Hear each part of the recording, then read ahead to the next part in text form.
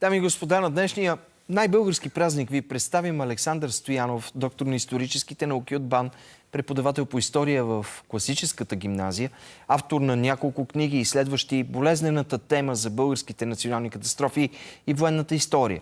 Чрез своя популярен блог той превежда сложните и дискусионни исторически процеси на достъпен език. Здравейте и честит празник! Здравейте, честит празник и благодаря за поканата. Много ми е приятно, че сте тук, доктор Стоянов. Когато вие казвате на вашите ученици честит 24 май, какъв смисъл влагате в това? За мен това е деня, в който ние честваме български език, българската писменост и българската култура, защото без България всъщност наследството на Кирил и Методий и техните ученици щеше да умре заедно с тях, тъй като България е държавата, която приютява това наследство, когато всички други се опитват да го унищожат. И отново България е държавата, която го разпространява буквално из цяла Източна Европа, за да може то след това да тръгне и по света. Така че ние сме люлката всъщност на този старобългарски език, който понякога погрешно наричат църковно-славянски, но всъщност в своята основа той служи като фундамент за културата, езика и цивилизацията на всички източноевропейски народи. Да не говорим, че в предишни векове тази сфера на българско влияние е била и много по-голяма. Тя е включва и Босна, и Хърватска, и Румъния. Територии, които вече в последствие минават под латинско влияние, да го наречем. Така че всъщност това е един от дните, в които ние най-силно трябва да се гордеем, че сме българи и всъщност да честваме най-голямото историческо наследство на нашия народ. Най-важното нещо, което българите са направили за света, всъщност е създаването и разпространението на нашия език. Колко ясно и кратко го обяснихте. Но е имало периоди, когато идеологически това е звучало неудобно. Да кажем, че България всъщност спасява делото на светите братия Кирил и Методий. Това не са го учили поколения наред в миналото. Със сигурност, защото историята е ползвана твърде дълго време с политически и демагогски цели. До ден днешен може да срещнем в България да се говори за ден на славянската писменост. Коя е тази славянска писменост, при положение, че кирилицата е създадена в Преслав, в крайна сметка е разпространена от България нататък. Глаголицата, която Кирил и Методий създават като първоначална писмена система за кодифицираната версия на славянски език, която са се опитвали да създадат, в крайна сметка е била изместена от именно тази азбука, която е създадена тук в България, от техните последователи, разбира се. Но всичко това се случва благодарение на един единствен човек и това е Борис I, който буквално създава всички необходими условия за развитие на книжовността в своята държава. От ден едно фактически той привлича учениците на Кирил и Методий в България, осигурява им буквално дворци, както е записано в житието на свети Климент Охридски от Теофилакт Охридски. Там е написано, че той буквално взел от болярите си дворците им и настанил книжовниците в тях, за да могат да живеят и да се трудят при най-добрите условия. Така че тук говорим за едно целенасочено в съвременния смисъл на думата. Това е същото, което сега правят, когато инвестират в високите технологии. Всъщност инвестицията в български език тогава е инвестиция в бъдещето, в високите технологии, но тя е инвестиция в едно изключително мощно и силно културно оръжие, което Борис е осъзнавал, защото през средновековието езика, книгите, те са били средството да се повлияят на сърцата и умовете на хората и всъщност чрез езика и чрез културата България покорява много повече територии, отколкото би могла някога да завладее с меч, както се пее в химна на светите брати. Казвайки това, аз си мисля и за нещо друго, че те създават азбука. Вие направихте една много интересна съпоставка с високите технологии. Как се създава азбука? Ето този въпрос е много интересен. Това е всъщност величието на Кирил и Методий, умовете, които стоят за този проект. Ние дори не можем да си го представим това нещо.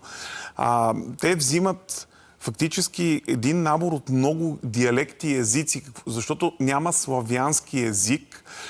Славяните на практика представляват етнолингвистична група, която живее на огромна територия. Вътре в тази етнолингвистична група... На много големи разстояния. Да, и те съществуват и много вътрешни диалекти. Въпреки, че тогава езиците на, примерно, чехи, поляци, тук българи, сърби, словаци и така нататък, те са били много по-близки, отколкото са сега, разбира се. Много, много по-близки.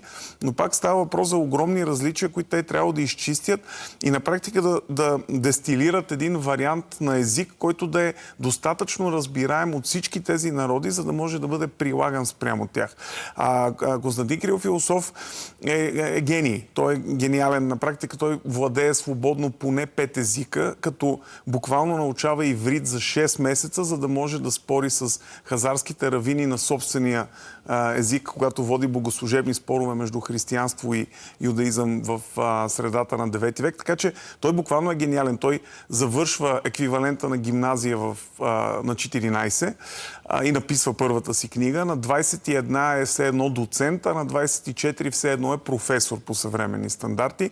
Печели богослужебни спорове с бивши патриарси и на практика обикаля целия познат свят, включително и успява да защити своето дело пред абсолютно всички духовни инстанции на епохата. Този човек е разполагал с ум, който е може би един път на 1 милион, може би, или един път на 1000 години буквално.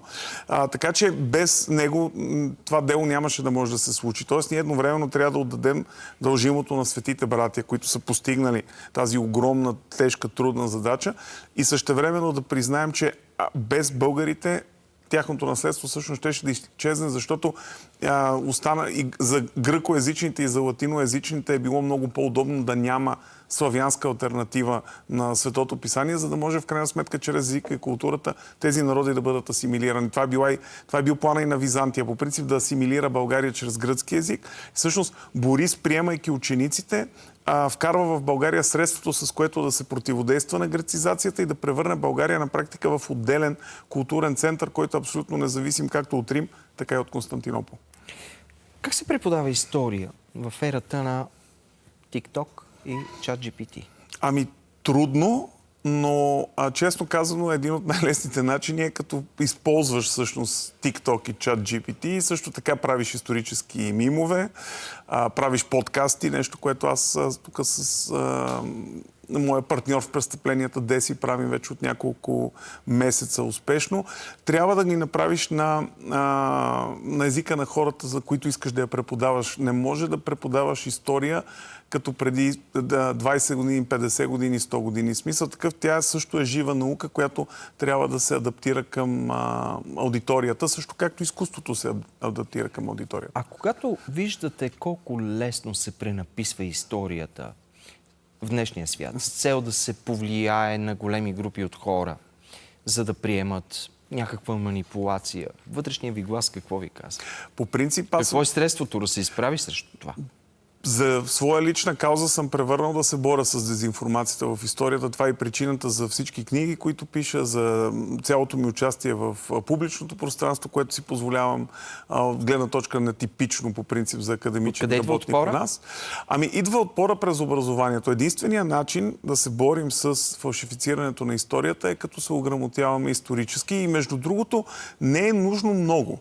Нужно е да имаш критичен поглед и да не вярваш на сензации. Това е преди всичко, защото винаги, когато историята се опитват да я манипулират, това се прави по един сензационен начин. Например? Например,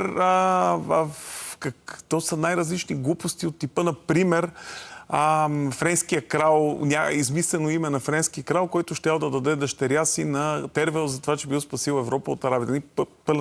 Пълен абсурд. Или Колю Фичето, който отишъл да поправя Нотърдам и построил чешма за спомен, след като поправил Нотърдам, отстрани построил... Да. Въпросът е, че хората вярват, това нещо се споделя десетки хиляди пъти в социалните мрежи. Отдолу има десетки хиляди харесвания и коментари, което означава, че хората се връзват на тези неща. Защото, може би, обяснението е... Едно от най-лесните обяснения, разбира се, е, че ние непрекъснато имаме нужда да се убеждаваме, че има с какво да се гордеем. И ако получаваме по-малко примери в настоящето, винаги гледаме назад, към миналото. Но това е малко нож с две остриета. Абсолютно. Както казвате и вие. Добре, коя е историческата манипулация, която ако зависеше от вас, не би присъствала в учебниците? Ами, по принцип в учебниците по история в сегашния им вид има относително малко историческа манипулация. Големия проблем на историческата манипулация е тази, която присъства в главите на учителите по история. Преподавателите са много по-важни от учебниците, защото преподавателите тълкуват учебниците и всъщност учебният материал по история той е достатъчно общо поднесен, за да позволява, разбира се, свобода на преподавателите да го тълкуват както намерят за добре или дори да го игнорират, тъй като всеки учител е господар в собствената си класна стая. Така че големият проблем на българското образование не е материала по история в учебниците, а са учителите по история, които продължават да живеят в 1970-те, голяма част от тях, като начин на мислене и светоглед. А причината за това се корени във факта, че курикулума, по който те се обучават, методиката, по която те се обучават, методистите много често, които ги създават, са хора, които са несменявани от 30-40 години и те продължават да възпроизвеждат модела, всъщност в който самите тези хора са се появили преди 30-40 години. Кое е историческото клише, което вие не приемате? Историческото клише, което аз не приемам е, че славата на България трябва да бъде търсена в нейните военни успехи, завоевания и 3 морета и така нататък. Всъщност, славата на България трябва да бъде търсена в две неща. Културата, за която ние вече с вас говорим от известно време. И второто е наистина уникалната способност на българите да асимилират всичко от народи до култура, което идва на нашата територия. Съвременния български народ произлиза на практика от 20 етноса, които са се смесили поне на тази територия, но от всички тези етноси името българи е останало, българската култура и българската способност да побългаряват и да превръщат всичко външно в наше, което го прави вече съвсем уникално. Тоест, нашия инклюзивитет и нашата култура са най-великите качества, с които да се гордеем като нация. Сякаш описвате начина, по който някои империи са се разширявали, асимилирайки обичаите, понякога дори езиците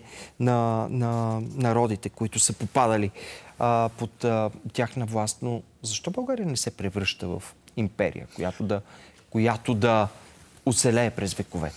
Тя на практика е империя през средновековието, при това 2 пъти. Веднъж затова казвам, която да оцелее през вековете. Веднъж в първото царство и веднъж във второто. Огромният проблем на България е мястото, на което се намира. Балканите по принцип са територия, която няма ресурсите и пространството, които да позволят изграждането на голяма, многолюдна държава, която да контролира региона. Може би на практика Византия и Османската империя го постигат, защото те владеят и Мала Азия, т.е. те имат двете страни на Босфора, но България сама по себе си винаги е била малка държава. Имайте предвид, че по времето на Аспарух, когато той създава Дунавска България, т.е. или по-скоро всъщност пренася България от Дон на Дунав, защото това е което се случва. Тогава населението на тези територии най-вероятно е под 1 милион души общо в неговата държава. По времето на Симеон и на Иван Асен II, когато държавата достига своя зенит в първото и второто царство, съответно отново имamo около 2 милиона души. По времето на Иван Асен, когато България е 2 милиона и половина, във Франция живеят 20 милиона души. В смисъл, ние нямаме мащаба да направим такава държава, която да остане толкова голяма и толкова силна, просто защото Балканите не го позволяват като география, климат и най-вече възможност за земеделие и произвеждане на голямо изобилие от храна в онази епоха. Сега вече благодарение на модерните технологии, разбира се, стопанството може да се развива по съвсем друг начин и е изключително тъжно, че България, въпреки своите възможности, има толкова малко население всъщност, тъй като ние бихме могли на тази територия да имаме поне 10-12 милиона души, но причините за това вече не са свързани с ресурсите, а с политиката. Нека приключим с вашето послание към всички деца. Времената се променят много бързо. Ние вече говорихме за това в предаването. С това развитие на технологиите, вие лично, доктор Стоянов, очаквате ли, как да кажа, отново разцвет на хуманитарните науки?